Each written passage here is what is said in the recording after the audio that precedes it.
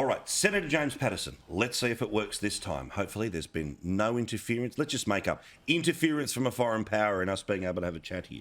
So, the FBI director's made it very clear, doesn't trust TikTok. We're starting to see government departments in Australia, state and federal, don't trust TikTok. We are seeing a whistleblower from inside the organisation and the parent company of TikTok saying all of their promises of the guarding of data not true. Now, you were able to point out Chinese-owned cameras around Canberra and they're all being ripped out. Why is this app still being allowed to be put on millions of people's phones around the country? Because I'll be honest, while I want to make sure ASIO's okay, I want to make sure that my mates' kids are okay too. Paul, the thing that worries me so far really about the government's response to this issue is that the easiest thing to do, the lowest hanging fruit, is to get it off government devices. And they can't even do that. They haven't even done that after the United States has done it, after Canada's done it, after the European Union's done it, after Germany's done it. It now looks like overnight the UK is about to do it. Our closest friend and allies are at least getting it off government devices, and this government, the Albanese government, won't do that. So if it's not willing to tackle that issue, then how on earth are we going to get them to take seriously the even more complex and broader and harder question of what to do about the millions of Australians who are also using it? I have to say, so far, the signs from the government are not good. But also we had this scenario where there's been a lot of freewheeling on this. Remember Victoria, the Victorian government was going to get their government departments to pull out, and then surprise, surprise, the same government that was going to sign Belton Road turned around and reversed their decision. Why is this so slow? Why is it more offensive to China if our government departments do with TikTok what they did with those cameras? I don't think it is, and it certainly shouldn't be. And even if it was something that offended the Chinese government, that's not a good reason to not deal with it. We should be making decisions in the national interest of our country, and other countries will have to deal with the reality of that, and we should be following this advice of our security agencies. But if the FBI and the agencies advising the US and Canadian and European governments and the UK government all think it's not safe to be on the devices of government bureaucrats in their countries, I don't see why it would be any different here and why it shouldn't be allowed here. It's really puzzling, Paul. I've got to say, the only thing the Minister has said when asked about this and whether she would contemplate banning it is that it's very popular. Well, OK, there are lots of things that are popular, but if they're harmful, they shouldn't be permitted. Well, this is a really interesting point because I've been listening to some discussions that are happening overseas when the more we learn, and look, it's a social media phenomena from Instagram to Facebook to Twitter and TikTok, right?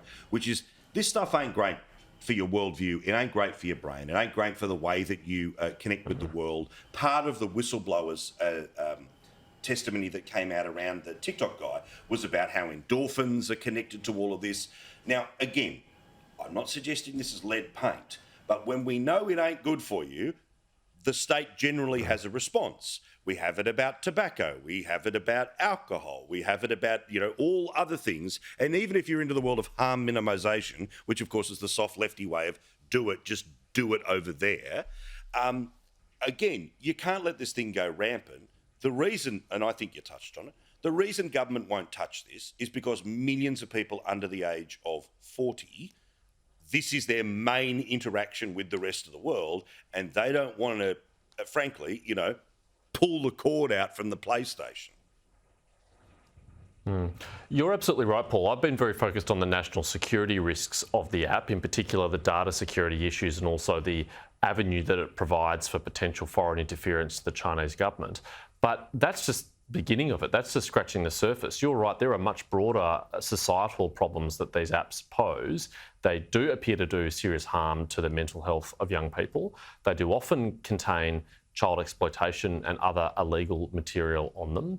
They often allow disinformation from foreign states to be rife on there. I don't think it is good for the development of young brains or the concentration span of young people.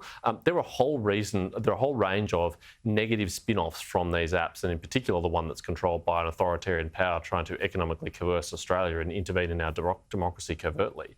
It seems like a no-brainer. And I really hope the government gets its act together. But so far, it's not sending me any good signals at all. All it's saying is it's going to dither about getting off government devices, let alone protect the rest of our society from it. So I'm intrigued here about the Western world and the meetings that we're having right now, where we're making the decisions, and the prime ministers in the US over the next few days. We're going to hear about nuclear subs. We're going to hear about the connections between Australia, the US, the UK. This is all going to be some level of, provoking China, despite the fact that, of course, we're defending ourselves against China. But as we've talked about and we've seen, cyber is something that it would feel like Australia needs the digital version of submarines to be able to actually start to fight against. And we don't have a lead time of 20 months, let alone 20 years. So just on cyber, which I don't know what you can say about this, but in Western countries, I'd assume we're already sharing things with the US. The US is already giving us tips. The UK is already giving us tips. Does the technology exist for Australia to defend itself more effectively against hacks that come in from, let's be more polite, unfriendly powers? That's a really good question, Paul. And the way that you put it, we need a cyber version of the nuclear submarines, is a really good way of thinking about it. In fact, in the government's last budget, we had our government's last budget, we had the Australian Signals Directorate investment of $9.9 billion as part of the Project Red Spice, which is devoted to doubling the size of our Signals Directorate and tripling their offensive capabilities. So they'll both be able to help defend Australia from incoming cyber attacks from any country in the world, but also to send the signal, and there's a reason why we've been very public about this. We want other countries to know we've got this capability, that if you seek to harm us in the digital world, we can harm you back. And Scott Morrison gave a speech recently in Tokyo to the Interparliamentary Alliance on China, and he said the first shots of the next war will be fired in bits and bytes rather than bullets and missiles. Absolutely. And I think he's right. And that's exactly why we invested in this program. I've got a concern, though, Paul, that the greedy eyes of government and other agencies will be looking at that Project Red Spice, looking at that $10 billion and thinking that they could spend that money better. And so I'll be watching very closely in the government's upcoming budget in May to make sure that that program is delivered. It's delivered in full, on time, and under the budget that we set out, because we cannot afford to take $1 away from programs like that. I'm with you. Senator, lovely to talk to you. I've got to say, the two things that I was most disappointed about in terms of policy as a result of the last election, Red Spice, as you talked about, and some of the serious promises that were being made around fighting endometriosis. I want to see that two good ideas that came from a former government can be continued by a new one, and not just assumed because of whence they came, because of whom their author is, it must get slashed.